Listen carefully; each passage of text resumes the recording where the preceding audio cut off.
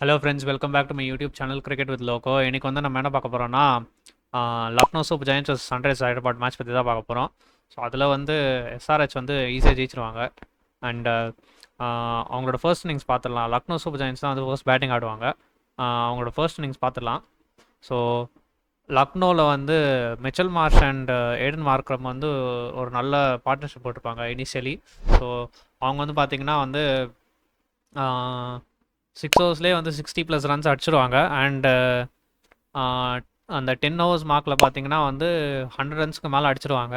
So அது வந்து ஒரு நல்ல பார்ட்னர்ஷிப்பு. ஏன்னா ஓப்பனர்ஸ் கிட்டேருந்து ஒரு 100 பார்ட்னர்ஷிப் வரது வந்து எல்லா வாட்டியும் நடக்காது. ஸோ அவங்க பண்ணியிருக்காங்க அதை.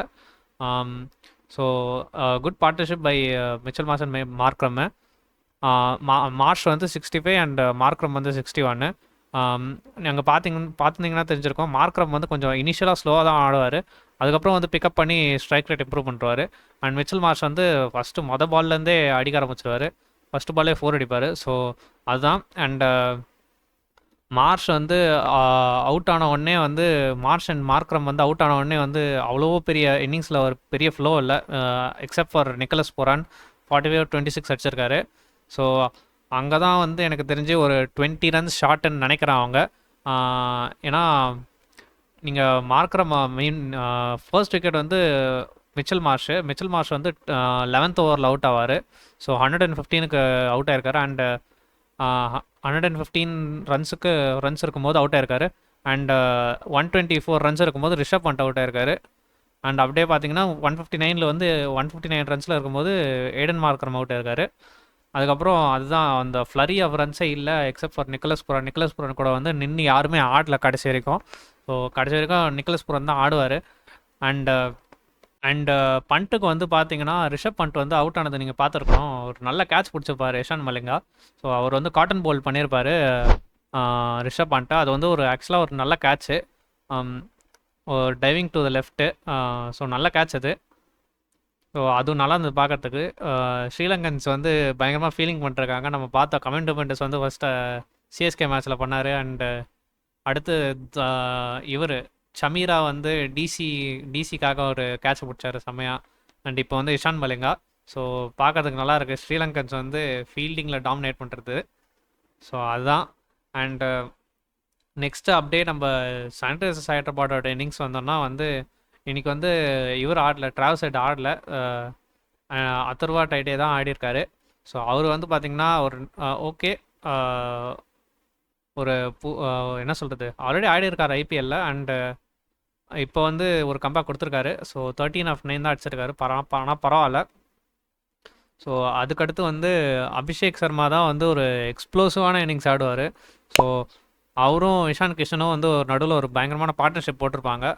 ஸோ அண்ட் அபிஷேக் சர்மா தான் அதில் டாமினேட் பண்ணுவார். ஸோ அக்ரஸாராக வந்து டாமினேட் பண்ணுவார். இவர் வந்து இஷான் கிஷனும் வந்து ஓரளவுக்கு அடிப்பார். ஆனால் அந்தளவுக்கு அபிஷேக் சர்மா அளவுக்கு வந்து ஃப்ரீ ஃப்ளோயிங்காக ஆடல.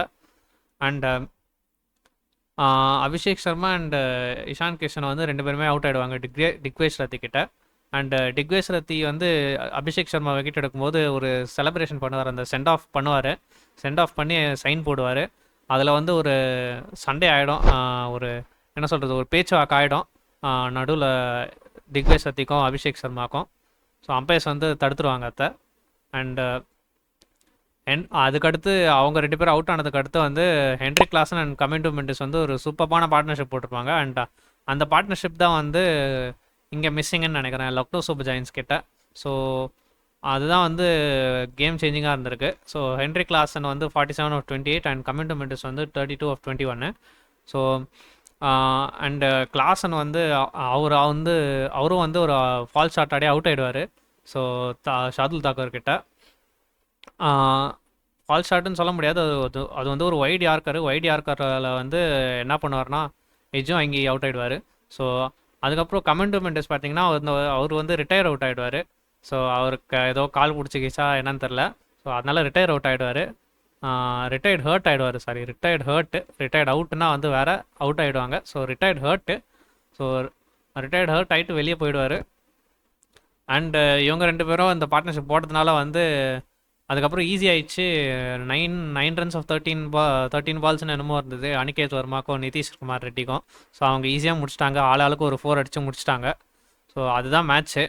ஸோ எனக்கு தெரிஞ்சு எங்கே கேம் போச்சுன்னா வந்து லக்னோவோட பேட்டிங்கில் தான் போச்சுன்னு நான் சொல்லுவேன். ஏன்னா அவங்க வந்து ஒரு 20 ரன்ஸ் ஷார்ட்னே சொல்லலாம், 20-25 ரன்ஸ் ஷார்ட்டு. ஏன்னா Aiden Markram, Mitchell மார்ஷு, Nicholas Purani இவங்க 3 பேர் தவிர வந்து யாருமே ஆடல. ஸோ நீங்கள் பார்த்துருந்தீங்கன்னா தெரிஞ்சிருக்கும். இவர் வந்து 6 பால்ஸ் சேஸ் பண்ணியிருக்காரு, 5, 6, 1, 1. ஸோ 12, 17, 18, 19 பால்ஸில் வந்து எவ்வளோ அடிச்சிருக்காங்க? 7, 10, 13, 13, 17, 23. ஸோ அதுதான் அந்த 18 பால்ஸில் வந்து 23 தான் அடிச்சிருக்காங்க. ஸோ கொஞ்சம் மோசம்தான். மேபி இன்னும் கொஞ்சம் அடிச்சிருக்கணும் அப்படின்னு தான் எனக்கு தோணுது. ஏன்னா அவங்க மிச்சல் மார்ஷ் எய்டன் மார்க்கம் வந்து நல்ல ஸ்டார்ட் கொடுத்துட்டாங்க. ஸோ நீங்கள் ரிஸ்க் எடுத்து வந்து ஆடலாம். ஸோ அந்த பிளாட்ஃபார்ம் செட் பண்ணதே அதுக்கு தான். நீங்கள் அடுத்த பேட்ஸ்மேன்லாம் வந்து ரிஸ்க் எடுத்து ஆடுறதுக்காக தான். அவங்க ரிஸ்க் எடுத்து ஆடலையோன்னு தோணுது எனக்கு. அதுதான் மேட்ச்சு. ஸோ இதோட வீடியோ முடிச்சுக்கிறேன். அண்டு இதுக்கப்புறம் வந்து லக்னோ சூப்பர் ஜெயண்ட்ஸுக்கு வந்து சான்ஸ் இல்லை குவாலிஃபை ஆகிறதுக்கு. ஸோ அது என்னன்னு பார்த்துலாம், நம்ம டேபிள் பார்த்துடலாம், என்ன ஆச்சுன்னு பார்க்கலாம் டேபிளில். ஸோ பார்க்கலாம் டேபிள் இப்போ டேபிள் பார்த்தீங்கன்னா இப்படி தான் நிற்கிது. ஸோ இதுதான் அந்த கோடு, பிளே ஆஃப்ஸுக்கான கோடு. ஸோ 4th பொசிஷன் வந்து இப்போ மும்பை இந்தியன்ஸ் இருக்காங்க. அண்டு லக்னோ வந்து இங்கே இருக்காங்க. ஸோ லக்னோ வந்து 10 பாயிண்ட்ஸில் இருக்காங்க. ஸோ அவங்க 2 மேட்ச், இதுக்கப்புறம் 2 மேட்ச் இருக்குது அவங்களுக்கு. அந்த 2 மேட்ச் ஜெயித்தாலும் வந்து 14 பாயிண்ட்ஸ் தான் வருவாங்க.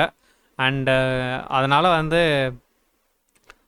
அவங்க அவ்வளோதான் நினைக்கிறேன். இதுக்கப்புறம் ரொம்ப கஷ்டம் வர்றது. ஸோ ஏன்னா இப்போது எப்படி இருந்தாலும் வந்து மும்பை இந்தியன்ஸுக்கும் வந்து டிசிக்கும் ஒரு மேட்ச் நடக்கும். ஸோ அதில் யார் ஜெயிக்கிறாங்களோ வந்து அவங்க வந்து 16 ஆர் மும்பை இந்தியன்ஸ் ஜெயிச்சாங்கன்னா 16 பாயிண்ட்ஸ் வந்துடுவாங்க. டெல்லி கேபிட்டல் ஜெயிச்சாங்கன்னா 15 பாயிண்ட்ஸ் வந்துடுவாங்க. ஸோ அது வந்து மழை பெஞ்சு கெடுத்தால் தான் வந்து எனக்கு தெரிஞ்சு இவங்களுக்கு சான்ஸ் இருக்கும்னு தோணுது. மழை பெஞ்சு கெடுத்தா கூட மும்பை இந்தியன்ஸ் 15 பாயிண்ட்ஸ் போயிட்டாங்க. ஸோ அதனால் வந்து லக்னோ சூப்பர் ஜெயண்ட்ஸ்க்கு வந்து சான்ஸே இல்லை. ஏன்னா அவங்க மேக்ஸிமம் வர முடிஞ்சதே வந்து 14 பாயிண்ட்ஸ் தான் வர முடியும். ஸோ அதான் லக்னோவோட இது முடிஞ்சிருச்சு.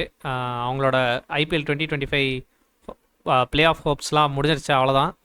ஸோ இதுக்கப்புறம் வந்து Mumbai Indians, Delhi capitals or Kolkata knight riders தான் வந்து சான்ஸ் இருக்குது. அண்டு கொல்கத்தா நைட் ரைடர்ஸ்க்கும் வந்து அவ்வளோதான் நினைக்கிறேன் எனக்கு தெரிஞ்சு. ஏன்னா அவங்களும் வந்து 14 பாயிண்ட்ஸ் தான் வர முடியும். ஸோ அவங்களுக்கும் வந்து அவ்வளோதான். ஸோ அவங்களுக்கும் முடிஞ்சிச்சுன்னு நினைக்கிறேன். ஸோ இப்போ வந்து மும்பை இந்தியன்ஸ்க்கும் டெல்லி கேபிட்டல்ஸ்க்கும் தான் நினைக்கிறேன். ஏன்னா அவங்க 14 பாயிண்ட்ஸு அண்டு டெல்லி வந்து 13 பாயிண்ட்ஸு. ஸோ எப்படி போகுதுன்னு பார்க்கலாம். ஸோ இதோட வீடியோ முடிச்சுக்கிறேன். இந்த வீடியோ பிடிச்சிருந்தா லைக் பண்ணுங்கள், ஷேர் பண்ணுங்கள். அதே மாதிரி சேனலை மறக்காமல் சப்ஸ்கிரைப் பண்ணுங்கள். ஸோ தேங்க்யூ, பாய்.